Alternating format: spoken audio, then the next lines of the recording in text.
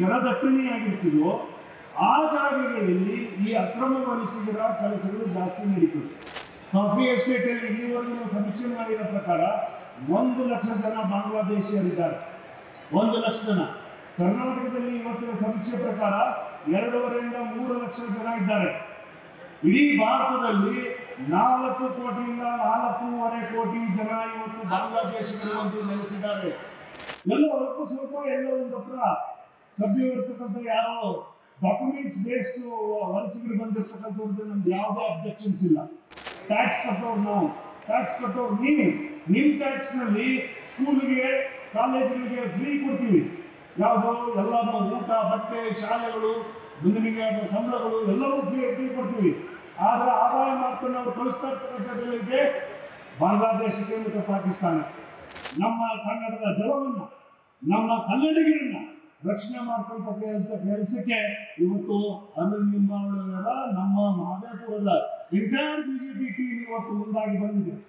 ಬಹಳಷ್ಟು ವಿಚಾರಗಳು ಚರ್ಚೆ ಆಗಿದ್ದಾವೆ. ಯಾಕಂದರೆ ಇದನ್ನ ಕೆಲಸನ ಸುಮಾರು ನಾವು ವಕ್ಫ್ ಕೆಲಸ ಶುರು ಮಾಡಿದ ತಕ್ಷಣವೇ ಇದ್ರ ಕೆಲಸ ಶುರು ಮಾಡಿದ್ವಿ. ಜೊತೆಯಾಗಿ ನಮ್ಮ ವಾಲ್ಮೀಕಿ ಹಗರಣದ್ದು ಕೂಡ, ವಾಲ್ಮೀಕಿ ಹಗರಣನ ಅದು ಕೋರ್ಟಲ್ಲಿ ಹೋಗಿ ಅದನ್ನು ಯಶಸ್ವಿಯಾಗಿ CBI ಕೊಡ್ತಕ್ಕಂಥ ಕೆಲಸವನ್ನು ಈ ನಮ್ಮ ತಂಡ ಮಾಡ್ತು. ಇದನ್ನು ಒಂದು ಸ್ವಲ್ಪ ಭಾಳ ಟ್ರಿಕ್ಕಿಯಾಗಿದೆ. ಇದನ್ನು ನೋಡಿದಾಗ ಸಾರ್ವಜನಿಕರಿಗೆ ಒಂದೇ ಸರಿಗೆ ಒಂಥರ ಅಟ್ರಾಕ್ಟಿವ್ ಅನ್ಸೋದಿಲ್ಲ. ಯಾಕಂದರೆ ಏನು ಎಲ್ಲರೂ ಕೆಲಸವರು ಎಲ್ಲರೂ ನಮ್ಮೂರೇ ಇದೆ. ನಾನು 1-2 ವಿಚಾರವನ್ನು ತಮಗೆ ಪ್ರಸ್ತಾಪ ಮಾಡ್ತೀನಿ. ನಮ್ಮ ಹೋರಾಟಗಳು ಯಾವ್ಯಾವ ನಿಟ್ಟಿನಲ್ಲಿ ನಡೀತಿದೆ. ಒಂದು ನೆಲಕ್ಕೆ ಹೋರಾಟ ಮಾಡ್ತೀವಿ, ಇನ್ನೊಂದು ಜಲಕ್ಕೆ ಹೋರಾಟ ಮಾಡ್ತೀವಿ. ನಮಗೆ ಉದಾಹರಣೆಗೆ ಇಂಟರ್ ಸ್ಟೇಟ್, ನಮಗೆ ಕಾವೇರಿ ನೀರಿನ ವಿಚಾರವಾಗಿ ಅಥವಾ ಕನ್ನಡಿಗ ಮತ್ತು ತಮಿಳು, ಕನ್ನಡಿಗ, ಮರಾಠಿಗ ಇದರಲ್ಲಿ ನಾವೆಲ್ಲರೂ ಹೋರಾಟ ಮಾಡ್ತೀವಲ್ಲ. ನಮ್ಮ ಕನ್ನಡಿಗರಿಗೆ ಅಂತೀವಿ, ಮಹಾಜೀನ ವರದಿಯನ್ನು ಮಾಡ್ತೀವಿ. ನಮ್ಮ ಕನ್ನಡಿಗರಿಗೆ ಸಿಗಬೇಕು ಅಂತೇಳಿ, ಕೆಲಸವನ್ನು ಸಿಗಬೇಕು ಅಂತೇಳಿ ಮಹಿಷಿ ವರದಿಯನ್ನು ನಾವು ಹೋರಾಟ ಮಾಡ್ತೀವಿ. ಅನೇಕ ಹೋರಾಟಗಳು ನಮ್ಮ ಜಲಕ್ಕೋಸ್ಕರ, ನೆಲಕ್ಕೋಸ್ಕರ, ಜನಕ್ಕೋಸ್ಕರ ಮಾಡ್ತೀವಿ. ಈಗ ನಾವು ಭಾರತೀಯರಾಗಿ ನಾವೆಲ್ಲರೂ ಕೂಡ ಸೇರಿಕೊಂಡು ನಮ್ಮ ಜನಗಳನ್ನ ರಕ್ಷಣೆ ಮಾಡ್ತಕ್ಕಂಥದಕ್ಕೆ ಒಂದು ಹೆಜ್ಜೆಯನ್ನ, ಅದು ಬಹಳ ದೊಡ್ಡ ಮಟ್ಟದಲ್ಲಿ ಜನಜಾಗೃತಿ ಇದೆ ಅಂತ ಮಹದೇವಪುರದಿಂದ ನಮ್ಮ ಅರವಿಂದ್ ಲಿಂಬಾವಳಿಯವರ ಮತ್ತು ಆ ತಂಡ ಏನಿದೆ ಬಹಳ ದೊಡ್ಡ ಮಟ್ಟಕ್ಕೆ ಸಾಧನೆ ಮಾಡಿದೆ. ಯಾರು ಕೂಡ ಅಷ್ಟು ಸುಲಭ ಅಲ್ಲ. ನೀವು ಒಳಗಡೆಗೆ ಗೊತ್ತಿಲ್ಲದೆ ಇರ್ತಕ್ಕಂಥ ಜನರ ಜೊತೆ ಹೋಗಿ ಅಲ್ಲಿ ಹೋಗ್ಬಿಟ್ಟು ಅವರ ಮಾಹಿತಿಗಳನ್ನು ತಗೊಂಡು ನೀವು ಅಕ್ರಮವಾಗಿದ್ದೀರೋ ಅಥವಾ ನೀವು ಸಕ್ರಮವಾಗಿದ್ದೀರೋ ಅಂತಕ್ಕಂಥ ವಾದವನ್ನು ಅವ್ರನ್ನೇ ಕೇಳ್ತಕ್ಕಂಥ ವಾದ ಏನಿದೆ ಸುಲಭದ ಕೆಲಸ ಅಲ್ಲ. ಇವತ್ತು ನಮ್ಮ 5 ತಂಡಗಳು ಮಾಡಿರ್ತಕ್ಕಂಥ ಇದಕ್ಕೆ ನಮ್ಮ ತಂಡದಿಂದ ತಮಗೆ ಕೃತಜ್ಞತೆಗಳನ್ನು, ಅಭಿನಂದನೆಗಳನ್ನು ನಾವು ಹೃದಯಪೂರ್ವಕವಾಗಿ ಸಲ್ಲಿಸ್ತೇವೆ. ನಮಗೆ ಅರವಿಂದ್ ಲಿಂಬಾವಳಿಯವರು ಕೆಲವು ವಿಚಾರಗಳನ್ನು ಪ್ರಸ್ತಾಪ ಮಾಡಿದ್ರು. ಆದರೆ ಇಷ್ಟಕ್ಕೆ ಸೀಮಿತ ಅಂತ ತಿಳ್ಕೊಬೇಡಿ. ನಮಗೆ ಬಹಳಷ್ಟು ಜಾಗಗಳಲ್ಲಿ ನಾವು ನೋಡ್ತೀವಿ ಪಾನಿಪುರಿ ಮಾಡೋರು, ನಮಗೆ ಸಮೋಸ ಮಾಡೋರನ್ನ, ಜ್ಯೂಸ್ ಅಂಗಡಿಯವ್ರನ್ನ, ಇದೆಲ್ಲವೂ ಕೂಡ ಕಾನ್ಸಂಟ್ರೇಟ್ ಆಗಿರ್ತಕ್ಕಂಥದ್ದು ಬಿಸ್ನೆಸ್ ಸೆಂಟರ್, ಸ್ಕೂಲು, ಕಾಲೇಜುಗಳು ಮತ್ತು ನಿಮ್ಮ ಅಫಿಷಿಯಲ್ ಏರಿಯಾಗಳು, ನಿಮ್ಮ ಆಫೀಸ್ ಇರ್ತಕ್ಕಂಥ ಜಾಗಗಳಲ್ಲಿ ಮತ್ತು ನೀವು ಸಂತೆ ಮಾಡ್ತಕ್ಕಂಥ, ತರಕಾರಿ ಮಾಡ್ತಕ್ಕಂಥ ಜಾಗದಲ್ಲಿ, ರೋಡ್ ಸೈಡ್ ಮಾಡ್ತಕ್ಕಂಥ ಜಾಗದಲ್ಲಿ, ಈ ಥರ ಜಾಗಗಳು ಎಲ್ಲಿ ಜನದಟ್ಟಣೆಯಾಗಿರ್ತಿದೋ ಆ ಜಾಗಗಳಲ್ಲಿ ಈ ಅಕ್ರಮ ವಲಸಿಗರ ಕೆಲಸಗಳು ಜಾಸ್ತಿ ನಡೀತದೆ. ನೀವು ಬಹಳಷ್ಟು ಜನ ಇವತ್ತು ಅದನ್ನ ಒಂಚೂರು ಬೆಳಕು ಹಾಕಿದಾಗ ಒಂದೇ ಜಾಗಕ್ಕೆ ಎಲ್ಲರೂ ಕೂಡ ಹೋಗ್ತಕ್ಕಂಥ ಕೆಲಸ ಆಗ್ತಾರೆ. ನೀವು ನೋಡ್ತೀರಿ ಕೆಲವು ಜ್ಯೂಸ್ ಅಂಗಡಿಗಳಿಗೆ ನೀವು ಇದನ್ನ ಬಹಳ ಸೂಕ್ಷ್ಮವಾಗಿ ಅರ್ಥೈಸಬೇಕು ಅಂತ ನಾನು ವಿನಂತಿ ಮಾಡ್ತೀನಿ. ಯಾಕಂದ್ರೆ ಡ್ರಗ್ ಪೆಡ್ಲರ್ಸ್ ಇದ್ದಾರೆ, ನಮ್ಮ ಮಕ್ಕಳಿಗೆ ನಿಷೇಧವನ್ನು ಹಾಕಿ ಅವರ ಸಮೀಪೆ ಇರ್ತಕ್ಕಂಥ ಅವ್ರ ವ್ಯಾಪಾರವನ್ನು ದ್ವಿಗುಣ ಮಾಡ್ತಕ್ಕಂಥ ಕೆಲಸಗಳೆಲ್ಲವೂ ಕೂಡ ನಡೀತಾ ಇದ್ದಾರೆ. ಇವೆಲ್ಲವೂ ಕೂಡ ಸಾಧಾರಣ ಕೆಲಸ. ಪೊಲೀಸ್ ಡಿಪಾರ್ಟ್ಮೆಂಟ್ನವರಿಗೆ ಇದರ ಮಾಹಿತಿಗಳನ್ನು ನಾವು ಆಗಾಗ ಕೊಟ್ಟಿದ್ದೀವಿ. ಮನೆ ಕೆಲಸ ಮಾಡಿರ್ತಕ್ಕಂಥವ್ರು ಎಲ್ಲರೂ ಕೂಡ ಮಕ್ಕಳುಗಳನ್ನು ನೋಡ್ಕೊಳ್ತೀವಿ ಅನ್ನೋದು ಎಲ್ಲ ಯಾರು ಕೂಡ ಹಿಂದೆ ಇರ್ತಕ್ಕಂಥ ದಂಪತಿಗಳನ್ನ ಕೊಲೆ ಮಾಡಿ ಲೂಟಿ ಮಾಡ್ಕೊಂಡು ಹೋಗಿ ಎಲ್ಲೋ ಸಿಗಾಕೊಂಡಿರ್ತಕ್ಕಂಥ ಕೊಲೆ ಮಾಡಿರ್ತಕ್ಕಂಥ ಪ್ರಕರಣಗಳಿದ್ದಾರೆ. ನೀವು ದೊಡ್ಡ ಒಂದು ಸ್ವಲ್ಪ ಒಂದು ಕೆಲವು ವರ್ಷಗಳ ಹಿಂದೆ ನೀವು ನೋಡಿದ್ರೆ ನಿಮಗೆ ಬರೀ ಬಾಂಗ್ಲಾದೇಶವರು ಮಾತ್ರ ಅಲ್ಲ, ಆಫ್ರಿಕಾದಿಂದ ಬಂದಿರತಕ್ಕಂಥ ಕೆಲವರು ಪೊಲೀಸ್ ಸ್ಟೇಷನ್ ಅನ್ನ ಹೊಡೆದಿರ್ತಕ್ಕಂಥ ನಿದರ್ಶನ ಬ್ಯಾಂಗ್ಳೂರಿನಲ್ಲಿ ನಡೆದಿರ್ತಕ್ಕಂಥ ನಮ್ಮ ಕಣ್ಮುಂದೆ ಇದೆ. ನಮ್ಮ ಪೊಲೀಸ್ನವ್ರನ್ನ ಹೊಡೆದಿದ್ದಾರೆ. ಅವ್ರನ್ನ ಹೊರಗಡೆ ಸುಮ್ಮನೆ ಅಕ್ರಮವಾಗಿ ಈ ತಪ್ಪು ಮಾಡಿದೆಯಾ ಅನ್ನೋದಕ್ಕೆ ನಮ್ಮ ಅಫಿಷಿಯಲ್ಸ್ನ ಪೊಲೀಸ್ ಡಿಪಾರ್ಟ್ಮೆಂಟ್ನ ಹೊಡೆದಿರ್ತಕ್ಕಂಥ ಕೆಲಸ ಇದೆ. ಇಷ್ಟೇ ಅಲ್ಲ, ಇದು ನಗರ ಪಟ್ಟಣ ಪ್ರದೇಶಗಳಲ್ಲಿ ಬಹಳಷ್ಟು ಮಾಹಿತಿಗಳನ್ನು ಅರಿವು ಆದರೆ ಕಾಫಿ ಎಸ್ಟೇಟ್ ಅಲ್ಲಿ ಇದ್ದಾರೆ. ಕಾಫಿ ಎಸ್ಟೇಟ್ ಅಲ್ಲಿ ಇಲ್ಲಿವರೆಗೂ ನಾವು ಸಮೀಕ್ಷೆ ಮಾಡಿರೋ ಪ್ರಕಾರ 1 ಲಕ್ಷ ಜನ ಬಾಂಗ್ಲಾದೇಶಿಯರಿದ್ದಾರೆ. 1 ಲಕ್ಷ ಜನ. ಕರ್ನಾಟಕದಲ್ಲಿ ಇವತ್ತಿನ ಸಮೀಕ್ಷೆ ಪ್ರಕಾರ 2.5 ರಿಂದ 3 ಲಕ್ಷ ಜನ ಇದ್ದಾರೆ. ಇಡೀ ಭಾರತದಲ್ಲಿ 4 ಕೋಟಿಯಿಂದ 4.5 ಕೋಟಿ ಜನ ಇವತ್ತು ಬಾಂಗ್ಲಾದೇಶದಲ್ಲಿ ಬಂದು ನೆಲೆಸಿದ್ದಾರೆ. ಇವರೆಲ್ಲರೂ ಕೂಡ ಕಸಬಿರ್ತಕ್ಕಂಥವ್ರು ಯಾರು? ನಮ್ಮ ಕನ್ನಡಿಗರದು, ನಮ್ಮ ಭಾರತೀಯರದು, ಎಲ್ಲ ಅಲ್ಪ ಸ್ವಲ್ಪ ಎಲ್ಲ ಒಂದು ಹತ್ರ ಸಭ್ಯ ಇರ್ತಕ್ಕಂಥ ಯಾವ ಡಾಕ್ಯುಮೆಂಟ್ಸ್ ಬೇಸ್ಡ್ ವಲಸಿಗರು ಬಂದಿರ್ತಕ್ಕಂಥವ್ರದ್ದು ನಮ್ದು ಯಾವುದೇ ಅಬ್ಜೆಕ್ಷನ್ಸ್ ಇಲ್ಲ. ಯಾಕಂದ್ರೆ ಅವರೆಲ್ಲರೂ ನಾವು ಕೂಡ ಬೇರೆ ಬೇರೆ ದೇಶಗಳು ನಮ್ಮ ಭಾರತೀಯರು ಹೋಗಿ ನೆಲೆಸಿರ್ತಕ್ಕಂಥದ್ದಿದ್ದಾರೆ. ಅಮೆರಿಕದಲ್ಲಿದ್ದಾರೆ, ಯುರೋಪಲ್ಲಿದ್ದಾರೆ, ಮಲೇಷ್ಯಾದಲ್ಲಿದ್ದಾರೆ, ಆಸ್ಟ್ರೇಲಿಯಾದಲ್ಲಿದ್ದಾರೆ, ಡಾಕ್ಟರ್ಸ್ ಆಗಿದ್ದಾರೆ, ಇಂಜಿನಿಯರ್ ಆಗಿದೆ.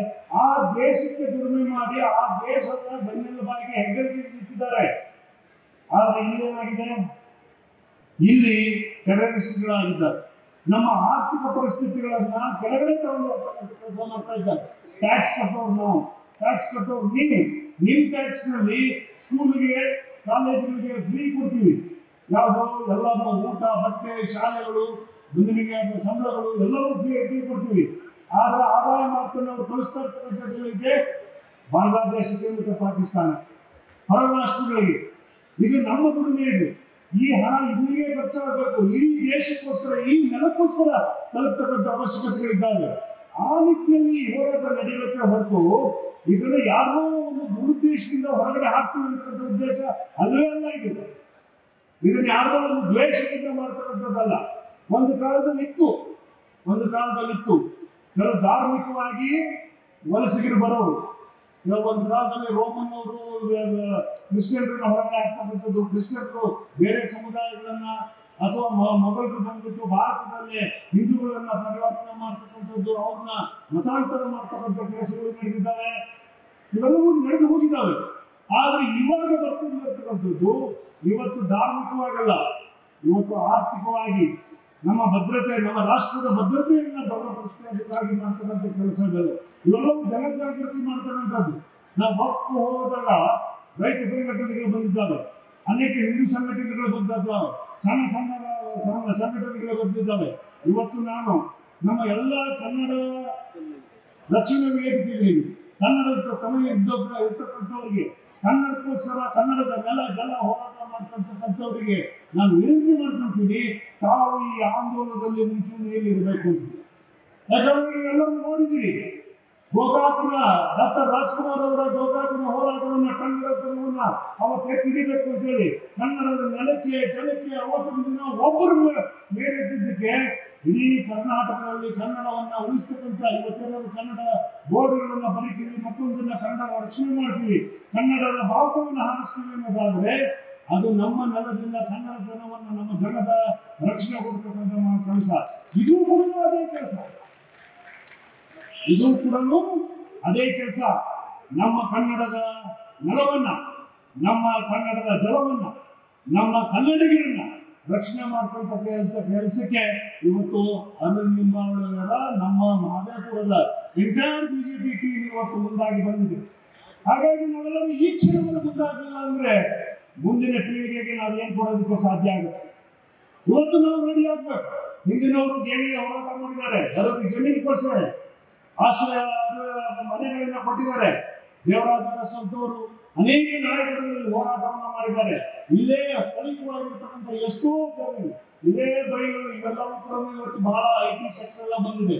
ಒಂದು ಕಾಲದಲ್ಲಿ ಯಾರಿದ್ರು ಅನ್ನೋದನ್ನ ಸ್ವಲ್ಪ ಮೆಲುಕು ಹಾಕಿ, ಒಂದು ಕಾಲದಲ್ಲಿ ಇರ್ತಕ್ಕಂಥವ್ರೆಲ್ಲರೂ ಕೂಡ ಇಲ್ಲೇ ಪಟ್ಟಪಟ್ಟಿ ಚಡ್ಡಿ ಹಾಕಿಕೊಂಡು, ಮಂಡ್ಯ ಚಡ್ಡಿ ಹಾಕೊಂಡು ಇಲ್ಲಿರ್ತಕ್ಕಂಥ ರೈತರು ಇರ್ತಕ್ಕಂಥವ್ರು 2,000-3,000ಕ್ಕೆ ಅಗ್ರಿಮೆಂಟ್ ಮಾಡಿ ಮತ್ತೊಬ್ಬರಿಗೆ ದಾನ ಮಾಡಿ ಜೀವದ ಕೆಲಸ ಮಾಡ್ತಕ್ಕಂಥ ಸಮುದಾಯ ಇವತ್ತು ನಮ್ಮ ಮುಂದೆ ನಿಂತಿದೆ.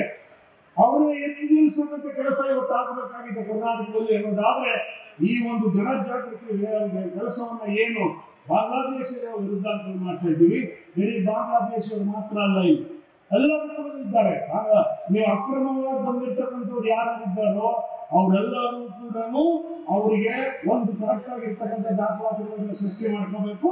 ಅದು ಆಕ್ಟ್ ಇದ್ದಾವೆ, ನಾನು ಅದ್ರ ಬಗ್ಗೆ ವಿಶ್ಲೇಷಣೆ ಮಾಡಕ್ ಹೋಗಲ್ಲ. ಈಗ NRC ನ್ಯಾಷನಲ್ ಸಿಟಿಸನ್ಶಿಪ್ ಆಕ್ಟ್ ಇದೆ, CCA ಇದೆ, ಪಾಸ್ಪೋರ್ಟ್ ಆಕ್ಟ್ ಇದೆ, ಸಿಟಿಸನ್ಶಿಪ್ ಆಕ್ಟ್ಗಳು ಬೇರೆ ಬೇರೆ ಕಾಲದಲ್ಲಿ ಬಂದೋಗಿದ್ದಾವೆ. ತದನಂತರ ಮೋದಿಜಿಯವರು ಬಂದ ಮೇಲೆ ಇದಕ್ಕೆಲ್ಲ ಸೂಕ್ತವಾಗಿರ್ತಕ್ಕಂಥ ಒಂದು ಫ್ರೇಮ್ ವರ್ಕ್ ಮಾಡಿದ್ದಾರೆ. ಯಾರು ಬೇಕಾದ್ರೂ ಎಲ್ಲಿ ಬೇಕಾದ್ರೂ ಬದುಕಬಹುದು, ಏನ್ ಬೇಕಾದ್ರೂ ಮಾಡಬಹುದು ಅಂತ ಕಾಲ ಇದಲ್ಲ ಇದು.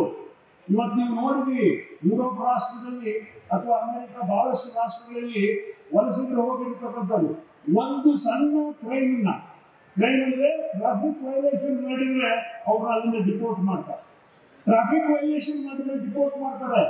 ಇಲ್ಲಿ ಇಷ್ಟೆಲ್ಲ ಅಕ್ರಮಗಳನ್ನ ಮಾಡಿ ನಮ್ಮ ಕನ್ನಡಿಗರ ಸಂಪತ್ತುಗಳನ್ನ, ನಮ್ಮ ರಾಷ್ಟ್ರದ ಸಂಪತ್ತುಗಳನ್ನ ಲೂಟಿ ಮಾಡಿಕೊಂಡು ನಮ್ಮ ಭದ್ರತೆಗೆ ಕುತ್ತಾಗಿರ್ತಕ್ಕಂಥ, ನಮ್ಮ ಜನಕ್ಕೆ ಕುತ್ತಾಗಿರ್ತಕ್ಕಂಥ ಇಂಥ ಅಕ್ರಮ ವಲಸಿಗರನ್ನ ನಾವು ಪಕ್ಕದಲ್ಲೇ ಕೂತ್ಕೊಂಡು ನಾವು ಸಾಕ್ತಾ ಹೋಗುತ್ತೆ ಹೇಗಾಗುತ್ತೆ. ನಮ್ಮ ರೈತರಿಗೆ ಬಿಜಾಪುರದ ಇವ್ರು ಮಾತಾಡ್ಬೇಕಾದ್ರೆ ಹೇಳಿದ್ರು, ನಾವೆಲ್ಲರೂ ಬಿಜಾಪುರದವರು ಮತ್ತೊಬ್ಬರು ತಮಿಳುನಾಡಿರ್ತಕ್ಕಂಥ ಗಾಳಿ ಕಳಿಸ್ಕೊಂಡು ಎಷ್ಟು ಜನ ಇದ್ರು ಒಂದು ಸರಿ ಹಾಕಿ, ಇವತ್ತು ಯಾರು ಇಲ್ಲ. ಇವತ್ತು ನಾವು ನೋಡ್ತಕ್ಕಂಥವ್ರು ಯಾರು ಒಂದೇ ಸರಿಗೆ ನಾವು ಬಿಹಾರಿ ಹೆಸರಲ್ಲಿ, ಅಸ್ಸಾಮಿಗಳ ಹೆಸರಲ್ಲಿ, ಮತ್ತೊಬ್ಬರ ಹೆಸರಲ್ಲಿ ನಾವೆಲ್ಲ ಜನ ನೋಡ್ತೀವಿ. ಅವ್ರೇನಾದ್ರು ನಮ್ಮ ಭಾರತೀಯರೇ ಕೆಲಸಕ್ಕೆ ಬಂದ್ಬಿಟ್ಟು ಇಲ್ಲಿ ದುಡಿಮೆಯನ್ನ ಕಾಣ್ತಾ ಇದ್ದಾರೆ ಅಂದ್ರೆ ನಮ್ಗೆ ಯಾರಿಗೂ ಕೂಡ ಅಬ್ಜೆಕ್ಷನ್ ಇಲ್ಲ. ಆದ್ರೆ ಅಕ್ರಮವಾಗಿ ಬಂದ್ಬಿಟ್ಟು ಕ್ರಿಮಿನಲ್ ಆಕ್ಟಿವಿಟೀಸ್ ಮಾಡಿ ನಮ್ಮ ಸಮಾಜಕ್ಕೆ ಕುತ್ತಾಗ್ತಾ ಇದ್ದಾರೆ ಅನ್ನೋದಾದ್ರೆ ಅವ್ರನ್ನ ಇಲ್ಲಿಂದ ಮೊದಲು ಕಳಿಸ್ತಕ್ಕಂಥ ಕೆಲಸ, ಭಾರತದ ನೆಲದಿಂದ ಹೊರಗಡೆ ಹಾಕ್ತಕ್ಕಂಥ ಕೆಲಸ ಮಾಡ್ತಕ್ಕಂಥ ಅವಶ್ಯಕತೆ ಇದ್ದೇ ಇದೆ ಅನ್ನೋದು ನಮ್ಮ ಒತ್ತಾಯ. ಆ ಒತ್ತಾಯಕ್ಕೋಸ್ಕರ ಇವತ್ತಿನ ಜನಜಾಗೃತಿ ವೇದಿಕೆ ಇವತ್ತು. ಹಾಗಾಗಿ ಈ ವೇದಿಕೆ ಅಥವಾ ಈ ಒಂದು ಕಾರ್ಯಕ್ರಮ ಏನಿದೆ, ಈ ಒಂದು ಆಂದೋಲನ ಇದೆ, ಇವತ್ತು ಕರಾವಳಿಗೂ ಹೋಗುತ್ತೆ, ನಮ್ಮ ಮಲೆನಾಡ ಭಾಗಕ್ಕೂ ಹೋಗ್ತದೆ, ಉತ್ತರ ಕರ್ನಾಟಕಕ್ಕೂ ಹೋಗುತ್ತೆ. ಬಿಜಾಪುರ ಒಂದೇ ಒಂದು ಊರಲ್ಲಿ 13,000 ಜನ ಬಾಂಗ್ಲಾದೇಶರಿದ್ದಾರೆ, ಒಂದೇ ಒಂದು ಊರಲ್ಲಿ. ಅಂದ್ರೆ ಅಲ್ಲಿ ಕಾನ್ಸಂಟ್ರೇಟ್ ಆಗಿರ್ತಕ್ಕಂಥದ್ದು ಯಾತಕ್ಕೆ ಅನ್ನೋದಕ್ಕೆ ಒಂದು ಸ್ವಲ್ಪ ಇತಿಹಾಸದ ಪುಟಗಳನ್ನು ನೋಡಿದಾಗ ನಮಗೆ ಅರ್ಥ ಆಗುತ್ತೆ. ಇತಿಹಾಸದ ಪುಟಗಳಲ್ಲಿ ಕೆಲವೊಂದು ನೋಡಿದಾಗ ಅದು ನಿಜಾಮರ ಕಾಲದಿಂದ ಬಂದಿರತಕ್ಕಂಥದ್ದು ಇರ್ಬೋದು ಅಥವಾ ಮತ್ತೊಬ್ಬರ ಕಾಲದಿಂದ ಬಂದಿರತಕ್ಕಂಥದ್ದು ಇರ್ಬೋದು. ಇದಕ್ಕೆಲ್ಲದಕ್ಕೂ ಕೂಡ ಪೂರಕವಾಗಿರ್ತಕ್ಕಂಥ ಕೆಲಸ ನಡೀತಾ ಇದೆ. ಹಾಗಾಗಿ ನಾನು ತಮ್ಮಲ್ಲಿ ಎಲ್ಲರೂ ಕೂಡ ವಿನಂತಿ ಮಾಡ್ಕೊಳ್ತೀನಿ, ಮುಂದಕ್ಕೆ ನಮ್ಮ ಮಾಧ್ಯಮದ ಮಿತ್ರರ ಕೆಲಸಗಳು ಇದು ಬಹಳಷ್ಟು ಇದೆ. ಅದು ಪ್ರಿಂಟ್ ಮೀಡಿಯಾ ಇರ್ಬೋದು ಅಥವಾ ಎಲೆಕ್ಟ್ರಾನಿಕ್ ಮೀಡಿಯಾ ಇರ್ಬೋದು. ಈ ಒಂದು ಅವೇರ್ನೆಸ್ ಪ್ರೋಗ್ರಾಮ್ ಇದು ಆಂದೋಲನದ ರೀತಿಯಲ್ಲಿ ಇದೆ. ಇದು ಮನೆ ಮನೆಗೆ ತಲುಪತಕ್ಕಂಥ ಕೆಲಸಗಳಾಗಬೇಕು. ಒಂದು ಕೋವಿಡ್ ಬಂದ್ರೆ ನಾವು ಇಷ್ಟೊಂದು ಕೆಲಸ ಮಾಡ್ತೀವಿ, ಪೋಲಿಯೋ ಬಂದ್ರೆ ಲಸಿಕೆ ಹಾಕ್ಸ್ಬೇಕು ಅಂತ ಮಾಡ್ತೀವಿ, ಒಂದೊಂದು ಸಣ್ಣ ಸಣ್ಣ ಕಾಯಿಲೆಗೆ ಇಷ್ಟೊಂದು ನಾವು ಅವೇರ್ನೆಸ್ ಪ್ರೋಗ್ರಾಮ್ ಮಾಡ್ತೀವಿ. ಆದ್ರೆ ನಮ್ಮ ದೇಶಕ್ಕೆ ಕಂಟಕ ಬಂದಿದೆ, ನಮ್ಮ ಜನಕ್ಕೆ ಕಂಟಕ ಬಂದಿದೆ ಅಂದಾಗ ನಾವು ಆಂದೋಲನವನ್ನು ಎತ್ಕೊಳ್ಳಲ್ಲ ಅಂದ್ರೆ ಯಾವ ರೀತಿಯಾಗಿ ನಾವು ಭಾರತೀಯರಾಗ್ತೀವಿ, ಯಾವ ರೀತಿಯಾಗಿ ನಾವು ಕನ್ನಡಿಗರಾಗೋದಕ್ಕೆ ಸಾಧ್ಯ ಆಗುತ್ತೆ. ಈ ಒಂದು ಕೆಲಸವನ್ನ ನಾವೆಲ್ಲರೂ ಒಗ್ಗಟ್ಟಿನಿಂದ ಮುಂದೆ ತಗೊಂಡು ಹೋಗ್ತಕ್ಕಂಥ ಕೆಲಸವನ್ನ ಮಾಡೋಣ ಅಂತ ಮಾತೊಂದಿಗೆ ಇದಕ್ಕೆಲ್ಲದಕ್ಕೂ ಸಹಕಾರ ಕೊಟ್ಟು ಬಹಳ ಅದ್ಭುತವಾಗಿರ್ತಕ್ಕಂಥ ಕಾರ್ಯಕ್ರಮವನ್ನ ನಮ್ಮ ಅರವಿಂದ ಮಾಳಿಯವರು ನಮಗೆಲ್ಲರಿಗೂ ಕೂಡ ಒಂದು ಅವಕಾಶವನ್ನ ಮಾಡಿಕೊಟ್ಟಿದ್ದಾರೆ. ವಿಶೇಷವಾಗಿ ನಮ್ಮ ಮಹಾದೇವಪುರ ನಮ್ಮ ಪೂರ ಈ ಒಂದು ತಂಡಕ್ಕೆ ವಿಶೇಷವಾಗಿ ನನ್ನ ಕೃತಜ್ಞತೆಗಳನ್ನ ಮತ್ತು ಎಸ್ಪೆಷಲಿ ನಮ್ಮ PPAK ಟೀಮನ್ನ ನಮಗೆ ಪ್ರಜ್ಞಾತ್ ಮತ್ತು ಮಹೇಶ್ ವಿಕ್ರಮ್ ಕಡೆಯಿಂದ ಇದು ಬಹಳ ಅದ್ಭುತವಾಗಿ ನಮಗೆ ಸಹಕಾರವನ್ನ ನಮಗೆ ವಕ್ಫ್ ಸಂದರ್ಭದಲ್ಲೂ ಕೊಟ್ಟಿದ್ದಾರೆ. ಮತ್ತು ನಮ್ಮ ಹೋರಾಟಗಳಲ್ಲಿ ವಾಲ್ಮೀಕಿ ಸಂದರ್ಭದಲ್ಲಿ ದಾಖಲಾತಿಗಳನ್ನು ರೈಲುಗಳಲ್ಲಿ ಕೊಟ್ಟಿದ್ದಾರೆ. ಅವರು ಕೂಡ ನನ್ನ ಕೃತಜ್ಞತೆಗಳನ್ನ ಅಭಿನಂದನೆಗಳನ್ನ ಸಲ್ಲಿಸಿ, ವಿಶೇಷವಾಗಿ ನಮ್ಮ ಶಾಸಕ ಅಮ್ಮವರು ಅವರು ಬೆಳಗ್ಗೆಯಿಂದಲೂ ನಮ್ಮ ಜೊತೆಗಿದ್ದು ಇವತ್ತು ಕಾರ್ಯಕ್ರಮವನ್ನ ಮುಂಚೂಣಿಯಲ್ಲಿ ಮಾಡಿಕೊಟ್ಟಿದ್ದಕ್ಕೆ ಅವರಿಗೆ ನನ್ನ ಕೃತಜ್ಞತೆಗಳ ಅಭಿನಂದನೆ ಹೇಳಿ ನನ್ನ ಮಾತನ್ನು ಮುಗಿಸ್ತೇನೆ. ಜೈ ಹಿಂದ್, ಜೈ ಕರ್ನಾಟಕ. ಟಿವಿ ವಿಕ್ರಮ, ದೇಶ ನಿಮ್ಮ ಕೈಯಲ್ಲಿ. ಈ ಕಾರ್ಯಕ್ರಮ ನಿಮಗೆ ಇಷ್ಟ ಆಗಿದ್ದಲ್ಲಿ ಲೈಕ್, ಶೇರ್ ಹಾಗೂ ಕಮೆಂಟ್ ಮಾಡಿ. ಟಿವಿ ವಿಕ್ರಮದ ಕಾರ್ಯಕ್ರಮಗಳನ್ನು ನಿರಂತರವಾಗಿ ವೀಕ್ಷಿಸಲು ಸಬ್ಸ್ಕ್ರೈಬ್ ಮಾಡಿ, ಬೆಲ್ ಐಕನ್ ಒತ್ತಿ.